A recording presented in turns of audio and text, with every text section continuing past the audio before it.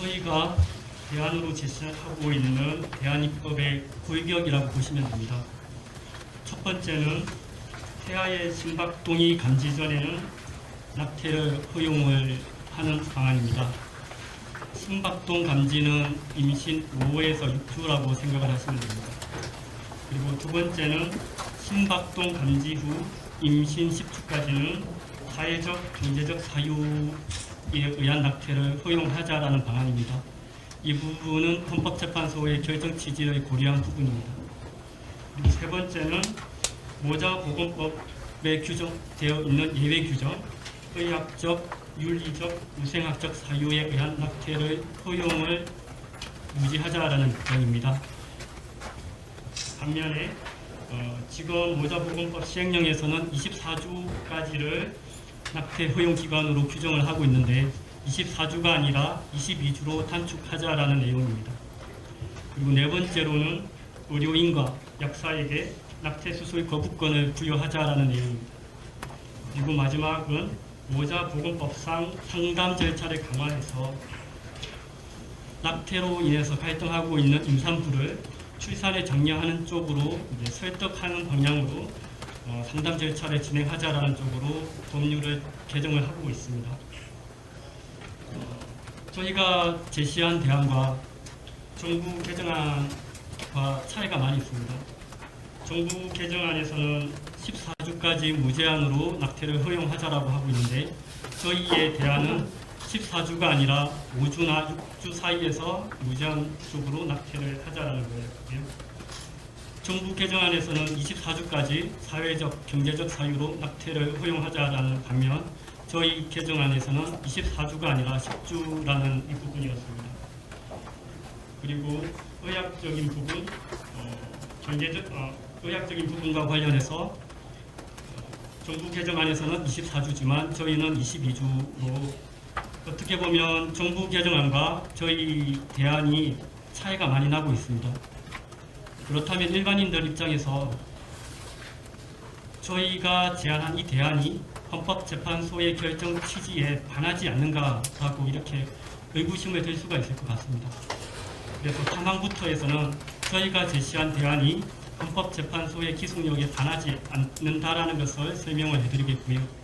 그리고 사항에서는 이러한 대안이 어떠한 과정에서 나왔는지에 대해서 보고를 드리겠습니다. PPT 7페이지입니다. 우선 헌법재판소 결정 취지에 따르더라도 향후 앞으로도 낙태죄를 전면적으로 폐지할 수는 없습니다. 헌법재판소가 헌법불합치 결정을 하기는 하였지만 여전히 낙태죄 조항의 목적의 정당성과 수단의 적합성을 인정을 하고는 있었습니다. 헌법재판소가 왜 불합치 결정을 하였냐면 모든 낙태에 대해서 전면적, 일률적으로 금지하는 행위가 침해의 최소성과 법익의 균형성을 갖추지 못했기 때문에 위헌인 것이지 태아의 생명을 존중하고 낙태 행위자를 처벌하는 게 위헌은 아니다라는 취지입니다. 그렇기 때문에 향후에도 낙태죄를 전면적으로 폐지하는 법률은 헌법재판소 결정 취지에 반한다고 할 것입니다. 그리고 헌법재판소 취지에 따라서 임신 22주가 지나면 낙태는 허용되지가 않습니다. 현재는 태아가 독자적으로 생존할 수 있는 시점을 임신 22주로 보았습니다. 그리고 임신 22주 이내의 경우에는 태아의 생명권과 임산부의 자기결정권을 규범조화적으로 해석을 해서 최적의 시점을 입법부가 입법을 형성을 하라는 취지였습니다.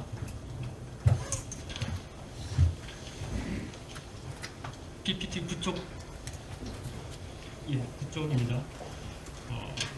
그렇기 때문에 어떤 입장에서는 헌법재판소 결정 취지를 해석하는 다른 진영에서는 헌법재판소가 22주 이내의 기간에서는 낙태를 전면적으로 허용을 한 것이 아니냐라고 이렇게 해석을 하시는 분들도 있습니다. 그렇지만 이 부분은 명백하게 헌법재판소 결정 취지를 왜곡해서 해석을 한 것으로 보시면 될 것 같습니다. 10쪽입니다. 저희 입법 대안이 나오게 된 과정에 대해서 설명을 드리겠습니다. 우선 저희는 낙태죄 주체에 대해서 문제의식을 가졌습니다. 현행법상 사실상 낙태죄 조항이 여성만 처벌하는 게 아니냐라는 일각의 여성계의 주장이 계속 지속이 되었고요.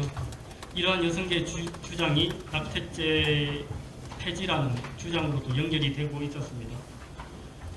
법리적으로 남자에 대해서 태아의 생물학적인 부나 법률적인 부에 대해서 교사범이나 방조범으로 처벌할 수는 있다고는 하지만 사실상 그 남자가 낙태죄의 교사범이나 방조범으로 처벌되는 사례는 극히 희박이었습니다.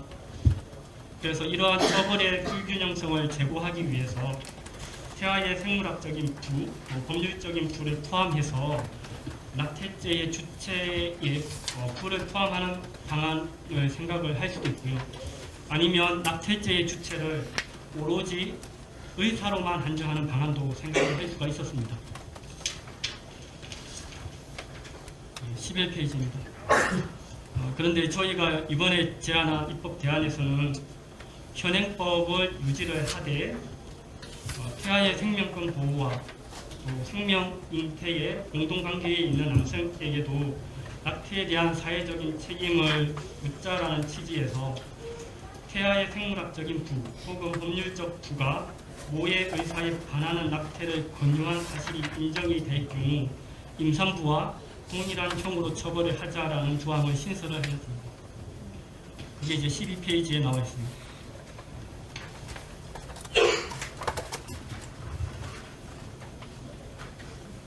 그리고 이제 13페이지부터는 가장 초미의 관심인 그렇다면 낙태를 어느 시점에서 할 것인가 이 부분에 대한 문제입니다.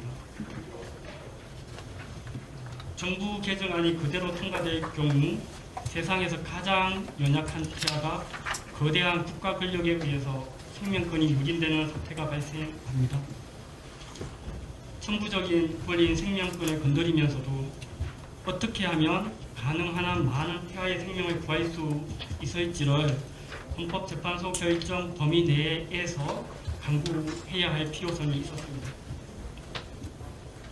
물론 이러한 부분이 신앙적으로 옳지는 않습니다. 신앙적으로 옳지는 않지만 세상법의 지배하에서 살아가고 있는 저희들로서는 헌법재판소의 결정 취지를 고려할 수밖에 없었고요. 그래서 어떻게 하면 가장 태아를 많이 구할 수 있을까 생각을 한 것이 심장 박동 감지 시점을 기준으로 판단을 하자라는 것이었습니다. 의학적으로도 태아의 심장 박동은 태어나지 않은 인간이 출생에 도달할 수 있음을 알려주는 중요한 지표로 알려져 있습니다. 그리고 일반인들도 심장이 뛰고 있으면 살아있다, 심장이 멈추었으면 죽었다라고 인식을 하는 것이 일반적인 기준입니다. 그래서 저희는 심장 박동 시점을 기준으로 해서 심장 박동이 감지되기 전에 태아에 대해서는 전면적으로 허용을 하자라고 이제 입법 방향을 정하였고요. 그렇다면 헌법재판소가 사회적, 경제적 사유로 낙태를 허용할 수 있다고 하였는데 저희 처거에서는 어떠한 범위 내에서 사회적, 경제적인 사유로 낙태를 허용할 것인가 이 부분에 대해서 고민을 하게 되었습니다. 15페이지부터 설명이 되어 있습니다. 아까 의사 선생님께서도 대한산부인과학회 낙태법 특별위원회에서는 임신 10주 미만으로 낙태를 허용하자라는 의견서를 제출한 적이 있었습니다. 이러한 현장의 목소리뿐만 아니라 심장 박동이 감지된 시점인 5주나 6주 이후부터 의료계에서 제시했던 그 10주라는 그 시간 사이에 최소 5주 내지 4주 정도의 시간이 있습니다. 그래서 저희들은 이 5주와 4주라는 시간이 낙태를 할 것인지 말 것인지 임산부가 자신의 현재 상황을 충분히 고려하고 또 상담기관을 통해서 낙태 여부를 할 것인지 또 출산을 할 것인지와 관련된 정보를 충분히 습득할 수 있는 시간이라고 판단을 했습니다. 그래서 저희는 사회적, 경제적 사유에 의한 낙태의 시점을 임신 10주로 정하는 방향으로 정했습니다. 이 부분이 15페이지, 16페이지에 설명이 되어 있습니다.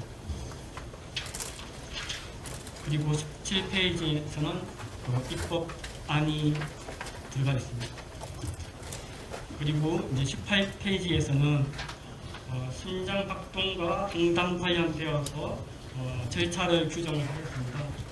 270조의 3, 의사의 상담 및 항해서에 포함되어 내용, 의사의 낙태 관련 정보 제공 의무, 의사의 심박동 진단 및 통지 의무를 규정하는 조항이 신설하였고요. 이 부분은 이제 배포된 자료집에 별지에 참고가 되어 있으니 참고하시면 될 것 같습니다. 그리고 양심적 낙태 수술 거부 권한 부분입니다. 낙태를 거부하는 의료인과 약사들의 양심과 종교적인 신념을 보장하기 위해서 낙태 수술 거부 권한을 규정하였고요. 입법 방향은 전문가적 양심과 종교적 신념에 따라 낙태를 거부할 권리를 규정하였고, 낙태를 거부하였다고 해서 불리한 처우를 당하지 않을 권리를 규정하였습니다. 이 부분은 20페이지에 있습니다. 그리고 모자보건법상 상담 절차를 강화하는 규정을 두었습니다. 낙태가 허용된 환경에서 많은 임산부들이 임신 갈등 상황에 직면할 것이고, 임신 갈등 상황에서 상담을 많이 하게 될 것으로 보입니다.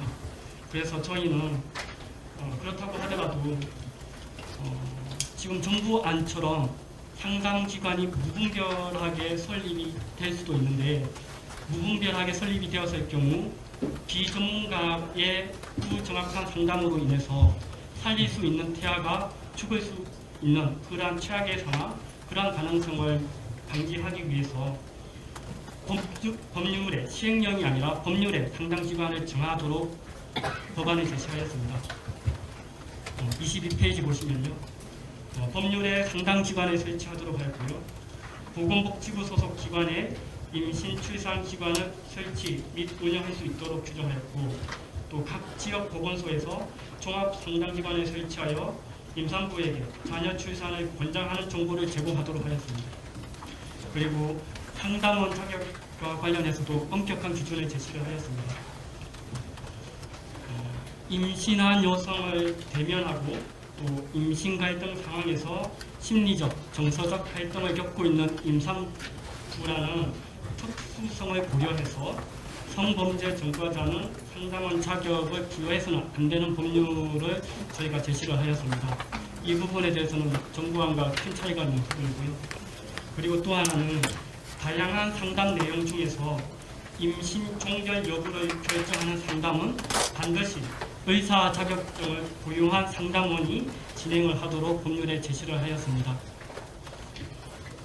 이런 모자보건법상의 상담 절차 강화 규정을 통해서 지금 정부가 추진하고 있는 낙태를 권유하는 상담이 아니라, 낙태가 아니라 출산을 장려하는 상담기관이 될 수 있도록 모자보건법을 조금 강화하는 법률안을 제시했고요.